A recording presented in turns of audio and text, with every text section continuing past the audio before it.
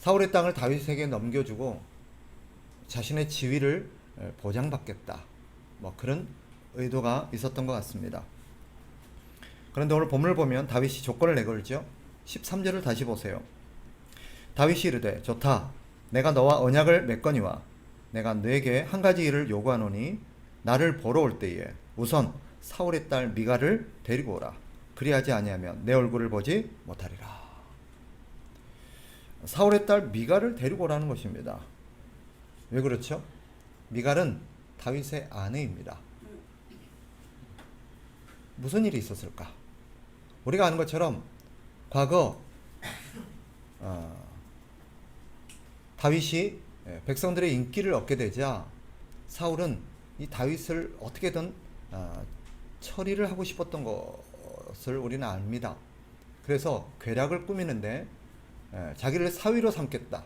다윗을 사위로 삼겠다는 어떤 미끼를 내걸고 블레셋 군사 100명의 목숨을 빼앗아오라는 거죠. 그 징표를 가지고 오면 내가 너를 내 사위로 삼겠다. 다윗은 목숨을 걸고 블레셋 군사 100명을 물리치고 그 징표를 가지고 옵니다. 그리고 미갈과 결혼을 해요. 그러니까 미갈은 다윗의 어떻게 보면 본처, 조강지처라고 할 수도 있겠죠. 그런데 무슨 일이 있었던 것입니까? 사울이 다윗을 죽이려고 하자 다윗이 도망가는 사이에 그 아내 미갈을 빼앗아 가지고 오늘 본문에 보면 누구에게 줘버려요? 발디엘이라는 사람에게 시집을 보내버립니다. 다윗은 그 아내를 도로 찾겠다는 거죠. 그렇죠? 그래서 본문을 보면 아브넬에게 좋다. 나를 보러 올 때 나의 아내였던 이 미갈을 데리고 오라는 거예요. 그리고 북이스라엘의 왕인 이스보셋에게도 편지를 보내서 내 아내를 돌려보내라 라고 얘기를 합니다. 협조 요청 같지만 사실은 으름장과 같은 거예요. 결국 이스보셋은 다윗의 아내였던 미갈을 돌려보내고 다윗은 미갈을 되찾습니다. 이 사건이 우리에게 무엇을 말하는 것일까? 한 나라를 다윗이 다시 통일된 나라로 회복하는 그 과정 속에서 어떻게 보면 이렇게 그 틈새에 끼어있는 이 에피소드 같은 이 사건이 우리에게 무엇을 보여주려고 하는 것인가? 이것은 단순히 다윗이 조강지처였던 미갈을 못 잊어서 되찾아왔다라는 순애보를 말하려는 게 아니에요. 또 이미 남의 아내가 되어버린 여자를 도로 되찾는 것이 이게 도덕적으로 옳으냐 그러냐를 말하려는 것도 아닙니다. 결과적으로 말씀드리면 이 사건은 장차 신자의 장래가 하나님의 백성이요 신자인 우리의 장래가 어떻게 될 것인지를 보여주는 그림이에요. 무슨 말인가? 모든 성경이 그렇듯 사무엘하 역시 단순히 이스라엘의 역사의 기록이 아닙니다. 하나님의 구속의 역사를 보여주는 이야기죠. 하나님께서 예수 그리스도를 통해서 하나님의 나라를 회복하시고 하나님의 백성들을 구속하는, 다시 구원하는 이야기의 기록이 성경입니다. 사무엘하는 바로 그 다윗이라는 한 인물을 통해서 장차 하나님께서 예수 그리스도를 통해서 하나님의 나라를 되찾고 하나님의 백성을 되찾는 이야기를 보여주는 그림인 것입니다. 다윗은 예수 그리스도의 예표죠. 사울의 죽음은 이제 새로운 시대가 도래했음을 보여주는 하나의 어떤 신호라고 할 수 있습니다. 하나님은 이제 사울이 죽고 나서 다윗을 통해서 새롭게 하나님께서 다스리시는 새로운 나라, 새로운 시대가 임했음을 보여줍니다. 사울의 죽음은 바로 그것을 보여주는 신호탄이시죠. 하나님은 다윗을 이스라엘의 왕으로 기름 부으셨죠. 이제 하나님 그 다윗을 통해서 새로운 나라, 새로운 시대를 여실 겁니다. 그 나라는 어떤 나라요? 하나님께서 다스리시고 하나님께서 백성들을 이렇게 이끄시는 그런 나라가 될 것입니다. 그런데 사울은 어떤 인물이었어요? 그런 하나님께 대적하는 인물이었죠. 하나님의 통치를 거부하고 자신이 하나님의 나라를 가로채어서 자기가 왕이 되고 자기가 원하는 나라를 만들려고 했던 것입니다. 하나님은 그런 사울을 때가 되자 심판하셨습니다. 이제 적장 사울이 죽은 것입니다. 사울의 나라는 사실상 끝이 났어요. 그런데 아브넬과 이스보셋은 여전히 사울의 나라가 사실상 패했음에도 불구하고 하나님께 굴복하지 않고 하나님의 권위에 도전하면서 끝까지 그들은 반역을 도모하고 항쟁을 합니다. 사실상 사울의 나라는 끝이 났지만 잔존 세력이 남아서 끝까지 하나님 앞에 대적하는 거예요. 이것이 사무엘하가 보여주고 있는 그림입니다. 그러나 우리가 알죠? 결국 어떻게 됩니까? 하나님의 다윗을 통해서 하나님의 나라를 그들을 다 응징하고 결국 하나님의 나라를 세웁니다. 그게 사무엘하가 보여주는 이야기예요. 그래서 하나님이 그 나라를 어떻게 다스리시는지를 그려내고 있습니다. 오늘 본문의 사건은 바로 그 시작이에요. 오늘 본문에 재밌는 표현이 나옵니다. 12절로 돌아가 보세요. 아브넬이 이렇게 얘기해요. 중간쯤에 보면 아브넬이 전령을 보내서 다윗에게 얘기할 때 이렇게 말합니다. 이 땅이 누구의 것이니까? 이 땅이 누구의 것이니까? 무슨 말이에요? 이 땅은 누구의 것이라는 거예요? 다윗 당신의 것 아닙니까? 아브넬도 알고 있었던 거예요.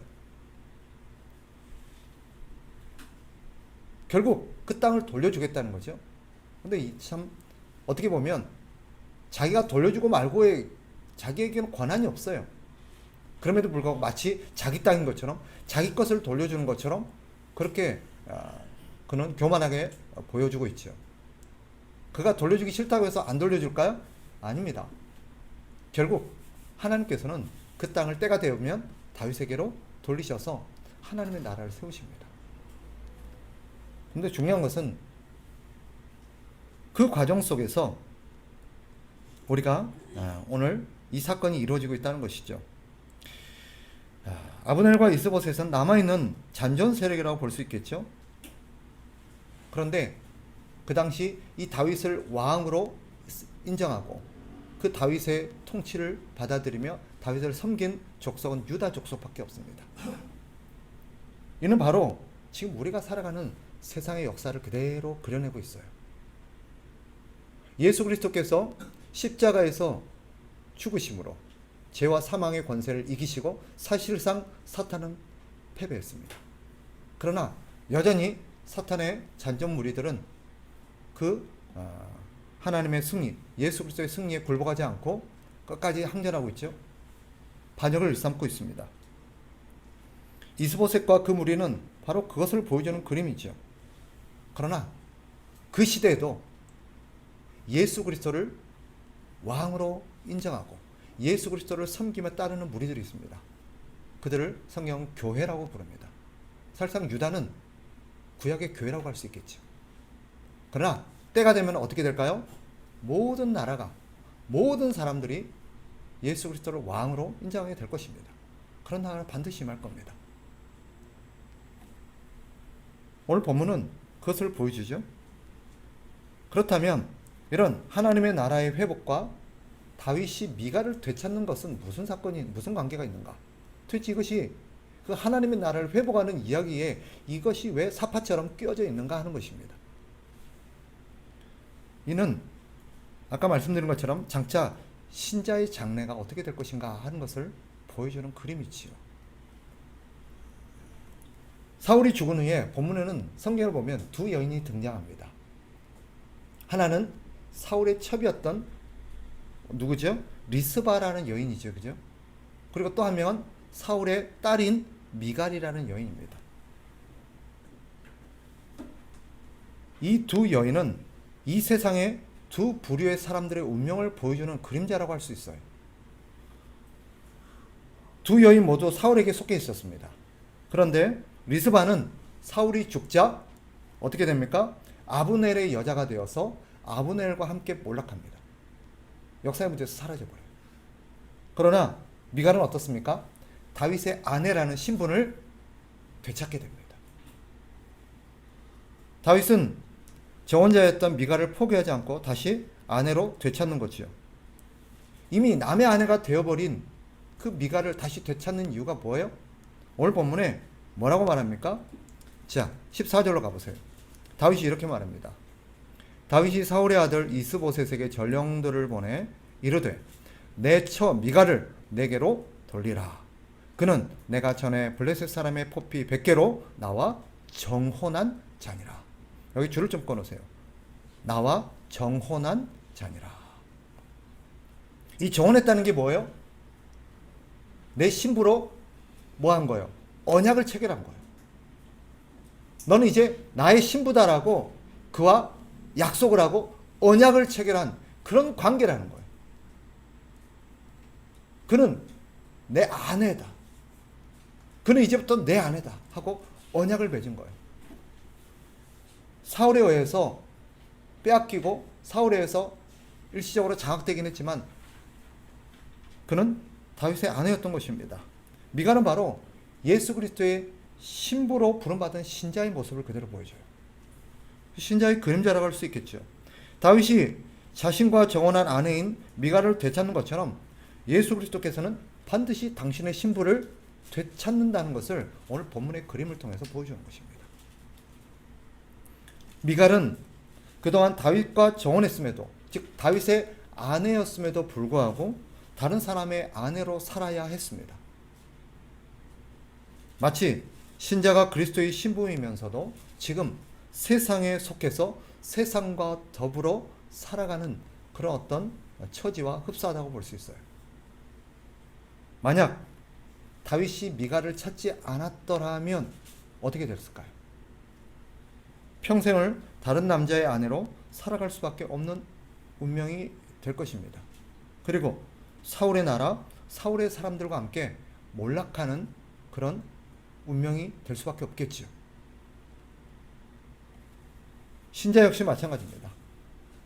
예수님께서 그분의 나라가 임하고 그분이 다시 오셨을 때 우리를 그분의 신부로 다시 되찾아주지 않는다면 우리는 어떻게 될까요? 세상과 함께 멸망할 수밖에 없는 운명인 것입니다. 미갈이 다윗의 아내로 다시 회복된 것은 한 가지 이유 때문입니다. 다윗이 그를 정혼한 아내로 언약을 맺었기 때문이에요. 한 번 다윗의 아내가 되었기에 미갈이 비록 지금 어떤 처지에 있다 할지라도 그 아내라는 신분은 바뀌지 않은 것입니다. 비록 현실적으로는 다른 데가 있고 현실적으로는 다른 데 매여 있을지라도 다윗의 신부라는 그 사실만큼은 변하지 않아요. 이것이 언약의 결과인 것입니다. 이 언약 때문에 우리가 그리스도의 신부라는 사실, 그 신분이 불변하는 것입니다. 예수님이 말씀하시죠. 마태복음 26장 28절에 보면 그분은 제자들과 함께 이 성만찬을 가지시면서 이렇게 말씀하십니다. 이것은 죄 사함을 얻게 하려고 많은 사람을 위하여 흘린 바 나의 피, 곧 언약의 피니라. 이걸 오늘 본문의 내용과 연관해서 설명한다면 뭐예요? 내 신부는, 내가 선택한 내 아내들은 내가 피값을 주고 산 내 아내다. 마치 다윗이 목숨을 바쳐서, 그죠? 피를 흘리고 그 아내를 자기 아내로 얻어간 것처럼 예수 그리스도께서 내 피로 산 내 아내라는 거예요. 이 진리가 우리를 붙드는 것입니다. 이것 때문에 우리 처지와는 상관없이, 우리의 상황과는 상관없이 우리가 그리스도의 신부라는 것은 바뀌지 않아요. 또 성경은 우리에게 큰 위로와 격려가 될 만한 얘기를 하십니다. 뭐냐? 요한복음 13장 1절. 예수님이 이렇게 말씀하세요. 자기 사람들을 사랑하시되 끝까지 사랑하시니라. 예수님이 당신의 사람들, 당신의 신부를 어떻게 사랑했대요? 한 번 사랑한 사람을 끝까지 사랑했대요. 주님의 사랑은 끝까지 변하지 않는 것입니다. 예수 그리스도는 신실하시죠. 그래서 그분의 사랑, 그분의 언약은, 그분의 약속은 결코 취소되지 않습니다. 그분의 신실함과 사랑이 지금 우리의 장래를 굳게 보장하고 있는 것입니다. 많은 신자들이, 많은 그리스도인들이 가끔 불안해요. 어떤 불안함을 갖고 있습니까? 나중에 하나님의 나라가 도래했을 때, 내가 죽었을 때, 우리 주님이 다시 오셨을 때, 나의 어떤 상황과 나의 어떤 태도와 나의 어떤 부족함 때문에 주님께서 나를 당신의 아내로, 그리스도의 신부로, 나를 당신의 백성으로 받아들이지 않으면 어떡하지? 결정적인 순간에 주님이 나를 모른다고 하면 어떡하지? 내가 하나님 나라에 들어가지 못하면 어떡하지? 하는 두려움이 있어요. 근데 오늘 본문이 우리에게 가르치는 게 뭐예요? 주님께서 우리의 태도와 우리의 상황과는 상관없이 주님께서 우리를 당신의 아내로 삼기로 결정하셨기에 주님께서 그것을 끝까지 변하지 않고 지키신다는 것이고 그 사랑을 포기하지 않으신다는 걸 보여줘요. 오늘 본문에 보면 눈치채셨는지 모르겠는데 신부인 미갈이 다윗을 그리워했다거나 다윗을 찾았다 그런 표현이 없어요. 성경 어디에도 미갈에 대해서는 이런 방구도 하지 않습니다. 미갈의 반응이 없어요. 어쩌면 미갈은 다윗을 잊고 살았는지도 모릅니다. 현실에 안주해서 지금 이 사람이 내 남편이고 나는 여기에 속했고 나는 이렇게 살다가 죽는 사람이다 라고 생각하며 그렇게 순응하며 살았는지도 모르겠습니다. 그는 현재의 남편을 진정한 남편으로 여기며 살아왔을 수도 있어요. 어쩌면 이게 우리의 모습일 수도 있습니다. 그리스도의 신부임에도 불구하고 자신의 신분을 잊고 살아가는 신부들. 마치 세상에 속한 사람처럼 세상과 함께 세상의 운명과 함께하는 그런 사람들이 어쩌면 우리의 모습일 수도 있겠죠. 세상의 집이 영원한 내 집이라 생각하면서 세상의 것을 추구하며 세상이 전부인 것처럼 살아가고 있는 모습. 어쩌면 이런 미갈의 모습이 우리의 모습이 아닌지 성경은 되돌아보게 합니다. 그러나 감사한 게 뭐예요? 우리는 주님을 잊었을지라도 우리 주님은 우리를 결코 잊지 않으셨던 것입니다. 우리는 주님을 잊고 세상에 빠져서 세상과 함께 세상 것을 따라서 살아가고 있었는지 몰라도 주님은 한 번도 우리를 잊지 않았던 것입니다. 때가 되자 다윗이 미갈을 찾았던 것처럼 주님은 반드시 우리를 되찾을 것입니다. 그리고 우리를 부르실 거예요. 한 가지 주목할 점이 있습니다. 16절로 가보세요. 16절에 어떤 표현이 있습니까? 자, 같이 한번 읽어봅시다. 16절 시작. 그의 남편이 그와 함께 오되 울며 바후림까지 따라왔더니 아브넬이 그에게 돌아가라 하매 돌아가니라. 울면서 미갈을 바후림까지 따라온 거 보면 미갈을 사랑했던 것 같아요. 그죠? 하지만 사실은 이 장면이 아주 의미심장한 메시지를 줍니다. 뭘까요?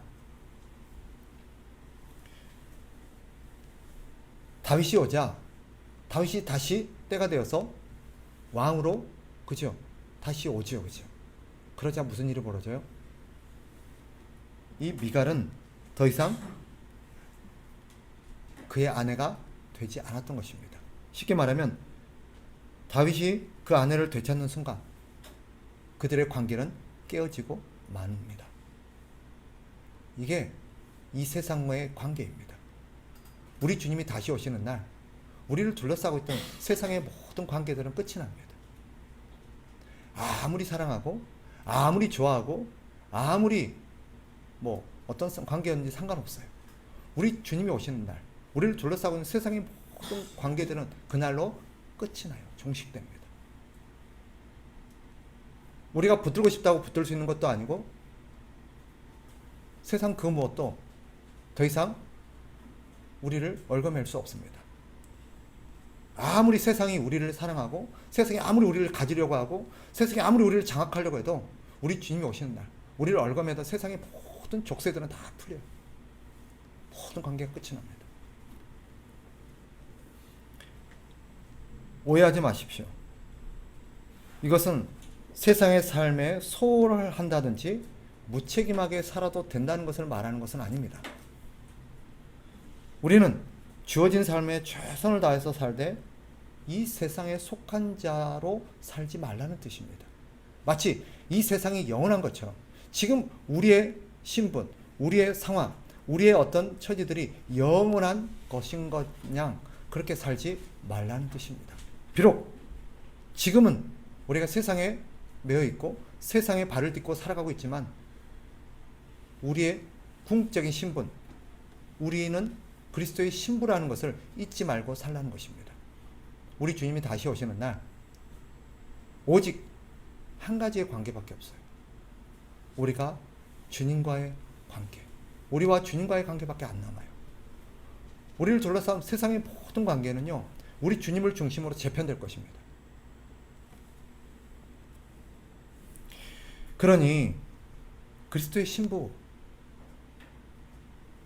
예수님의 신부로 선택받은 우리는 어떻게 사는 것이 마땅하겠습니까? 그리스도의 신부답게 살아야 되는 거죠. 우리가 그리스도의 신부라는 것을 자각하며 살아야 됩니다. 그게 우리의 정체성입니다.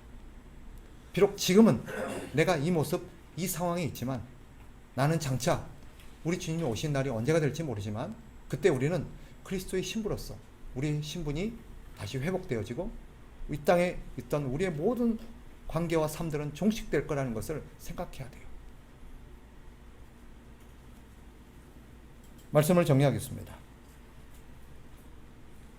오늘 본문에 따르면 장차 우리 주님이 다시 오십니다. 그래서 그 주님의 나라, 하나님의 나라를 완성하시고 세우실 것입니다. 그때 새로운 세상, 새로운 나라가 도래하게 될 것입니다. 그날 무슨 일이 벌어질까요? 예수님이 당신의 백성, 당신의 신부들을 다 부르십니다. 되찾으십니다.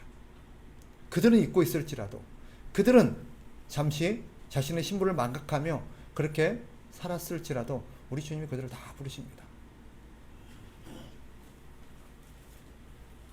세상의 모든 삶은 끝이 납니다. 세상의 모든 관계도 끝이 납니다. 세상의 모든 관계는 예수 그리스도를 통해서 새롭게 형성될 겁니다.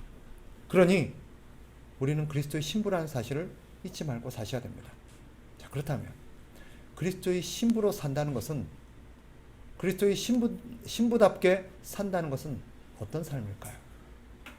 여러 가지로 설명이 가능하겠습니다만은 제가 여러분에게 간단하게 두 가지만 강조하고 싶습니다. 첫째, 이 세상에서 그리스도의 신부로 산다는 것은 이렇게 사는 것입니다. 떠날 사람처럼 사는 것입니다. 떠날 사람처럼 사는 것. 한번 따라합시다. 떠날 사람처럼 살아라. 네. 이 세상에서 떠날 사람처럼 사는 것입니다. 떠날처럼 산다는 것은 뭐 어떤 거죠? 여러 가지로 설명이 가능하겠습니다만은 이 표현이 적절할 것 같습니다. 이 땅에서 떠날 사람이다. 그 사람은 이 땅의 것을 소유하는 것을 목표로 삼지 않습니다. 그 사람들은 어떻게 삽니까? 소유하는 것을 목표로 삼고 살지 않고 사용하는 것을 목표로 삼고 살아갑니다. 그러니 여러분, 소유하는 것을 목표로 살지 마시고 사용하는 것을 목표로 사십시오. 즉, 내가 무엇을 소유할까? 얼만큼 소유할까? 뭘 가질까가 아니라 우리의 목표는 뭐예요?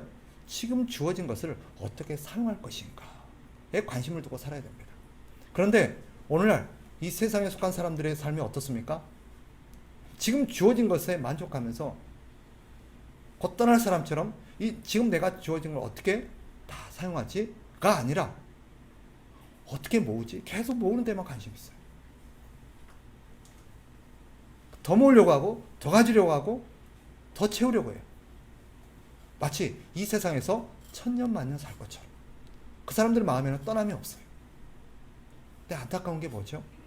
오늘 이 시대를 살아가는 우리 신자들에게도 이 떠남이라는 것이 없는 것 같아요. 마치 세상에 속해서 세상에서 영원히 살 사람처럼 살아갑니다. 그들에게 만약 오늘 이 세상을 떠나야 된다면 이라는 전제로 물어본다면 그들은 그런 생각이 머릿속에 없을 것 같아요. 솔직히 여기 계신 저와 여러분들이 마음속으로 한번 생각해 보세요. 오늘 솔직히 오늘 하루가 우리에게 주어진 마지막 날일 수도 있겠다는 생각을 하고 오늘 눈을 뜨시고 지금까지 오셨습니까? 아마 모르긴 해도 그런 생각 가지실 분이 거의 없을 거예요. 우리에게는 계획들이 많죠, 그죠? 근데 그 계획들을 잘 한번 생각해 보세요. 그 계획들이 뭐예요, 대부분? 우리의 계획은요, 궁극적으로 모으는 데 있습니다. 뭔가를 얻는 데 있어요. 주님께서 그런 이 세상의 것이 전부인 양, 이 세상의 떠남을 잃어버리고 떠남을 상실하고 살아가는 세대에게 일깨우시면서 주는 여러 가지 가르침들이 많이 있죠. 그 중에 우리가 잘 아는 예화 한 가지가 뭐예요? 한 어리석은 부자 이야기예요. 그죠?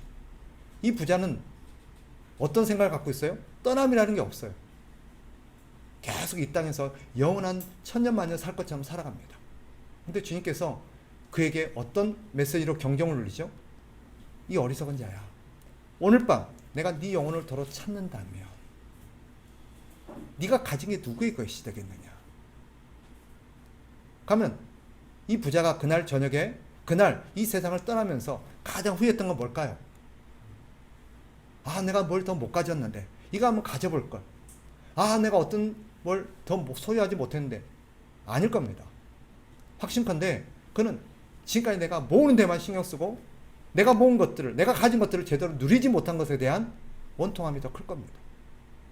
우리가 대부분 그래요. 마지막 연세가 이제 많으셔서 상식적으로 생각해도 이제 하나님 앞에 설 날이 얼마 남지 않았던 고령의, 우리 어르신들 오해하지 말고 들으세요. 아무래도 연세가 많아지면 이제 주님 앞에 설 날이 그리 멀지 않았음에도 불구하고 왜 그렇게 악착같이 뭔가를 모으려고 사는지 모르겠습니다. 왜 그렇게 욕심이 많은지 모르겠어요.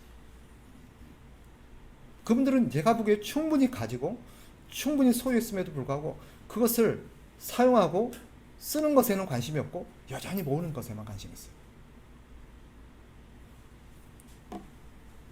자식에게 물려주고자 하는 그런 갸륵한 소망이 있을 수도 있겠지요. 그러나 그것이 자녀에게 선물이 될지 독이 될지는 아무도 모르는 겁니다. 우리는 선물이기를 바라면서 자녀에게 남기는 것들이 사실은 역사가 보여주듯 많은 경우 자녀에게 독이 되어서 그 인생을 망치는 경우가 허다합니다. 그리고 하나님은 우리에게 이 세상에서 허락되어진 것들을 얼마나 남겼느냐, 얼마나 자손에게 물려줬냐를 묻지 않으세요. 우리 주님의 관심사는 거기 있는 게 아닙니다. 하나님이 우리에게 허락하신 것들을 어떻게 사용했느냐를 항상 물어보십니다. 성경을 잘 보세요. 달란트 비유도 그렇고 하나님의 백성들이 가르치는 여러 교훈들을 보면 언제나 하나님이 주신 그런 선물 같은 시간과 재능과 물질과 여러 가지들을 어떻게 사용했느냐를 보십니다. 그죠? 그러니 여러분, 그리스도의 신부로 산다는 것, 그것은 어떤 거예요? 떠날 사람처럼 사는 것입니다. 항상 머릿속에 나는 곧 떠날 사람이다. 우리 주님이 곧 오실 거고, 그러면 이 세상 나를 둘러싼 지금 내가 몸담고 있는 모든 관계와 모든 것들은 끝이 나요. 그건 이 세상 때까지만 필요한 것들입니다. 이 세상에 여러분의 물질도, 여러분의 신분도, 여러분의 재능도, 여러분의 어떤 인기와 명예와 외모도 이 세상에 살 때까지 필요한 것들이에요. 새로운 세상에는요, 새로운 신분과 새로운 몸과 새로운 것들이 주어집니다. 우리는 그날 하나님께서 이 땅에 주신 것들을 제대로 우리는 감사하며 누리지 못했고 사용하지 못하고 선용하지 못했던 것에 대해서 하나님 앞에 참 후회스러운 심판을 받게 될 겁니다. 그러니 여러분, 소유하는 것을 목표로 삼지 말고 사용하는 것을 목표로 삼고 사시기 바랍니다. 머릿속에 항상 떠날 사람처럼 사십시오. 두 번째, 그리스도의 신부로 산다는 것은 헤어질 사람처럼 사시기 바랍니다. 따라합시다. 헤어질 사람처럼 살자. 네. 이 세상에 우리의 모든 관계는 죄송한데 이 세상까지입니다. 우리의 남편도, 우리의 자녀도, 우리의 친구도, 우리를 둘러싼 모든 관계들은 이 세상까지입니다. 새로운 나라, 새로운 시대가 도래하면 이 모든 관계들은 다 청산이 됩니다. 다시 못 본다는 의미도 있겠지만 우리들 중에는 대부분 다시 볼 수도 있겠죠. 그러나 그때 지금 우리가 맺고 있는 세상의 인연이라는 것들은 그때까지입니다. 그러니 어떻게 살아야 될까요? 헤어질 사람처럼 산다는 것은 어떤 걸까요?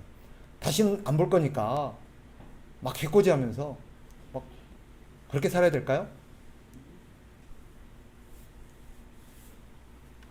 그런 의미가 아니라 이렇게 사는 것이라고 저는 생각합니다. 성경의 가르침에 하면, 그래서 성경은 뭐라고 말해요? 사람을 너무 의지하지 말고 살라고 말합니다.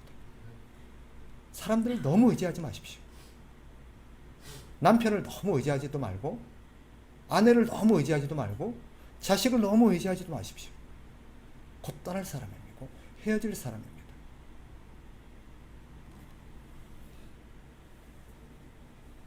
그리고 같은 맥락에서 우리는 그들이 나에게 했던 어떤 것에 대해서 너무 집착하지 마십시오.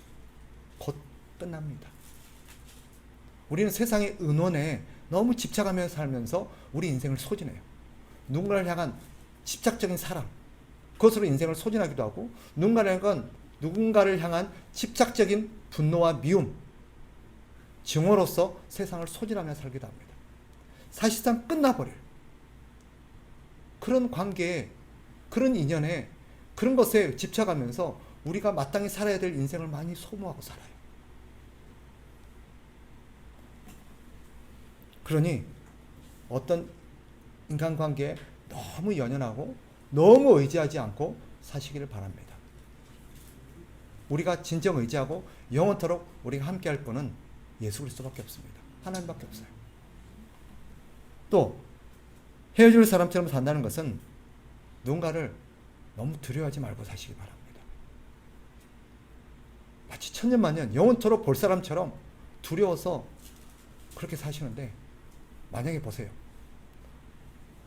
이 사람이 오늘이면 헤어질 사람이라고 한다면 이 사람을 두려워할 필요가 있을까요? 다시는 안 볼 사람이라면. 그 전까지는 내 직장 상사요, 나 위에 군림하고 나에게 위해를 가할 만한 어떤 위치에 있어서 나에게 폭력을 가하고 했다 할지라도 오늘이면 그게 끝나요. 이 시간이면 그게 끝나요. 그렇다면 더 이상 그 사람의 위협에 우리가 굴복할 필요가 있어요? 그 사람의 위협에 우리가 두려워할 필요가 있어요? 어찌 해야 돼요? 담대하죠. 담대해야 됩니다. 누군가가 우리를 위협한다 할지라도 그것은 잠시 잠깐입니다. 그러니 사람을 지나치게 두려워하지 마십시오. 오늘 우리 시대는요, 사람들에게 너무 매여 있어서 두려움을 갖고 살아갑니다. 직장 상사, 남편, 부모, 그 외 여러 가지 관계들. 그것은요, 헤어질 사람처럼 헤어짐이라는 것을 망각하고 살아가는 것과 똑같아요. 세상의 인연은 헤어짐을 전제로 살아갑니다. 네. 마지막으로 헤어질 사람처럼 산다는 것은 어떤 것입니까? 그 사람에게 선과 자비를 베풀며 사는 것입니다. 우리가 마지막 손을 들어준다는 표현을 쓰잖아요. 마지막에는, 그죠? 그런 사람에게 우리가 자비를 베풀고 온정을 베풀고 선을 베풀고 손을 들어주는 것처럼 우리가 항상 그런 자비의 심을 가지고 살았으면 좋겠어요.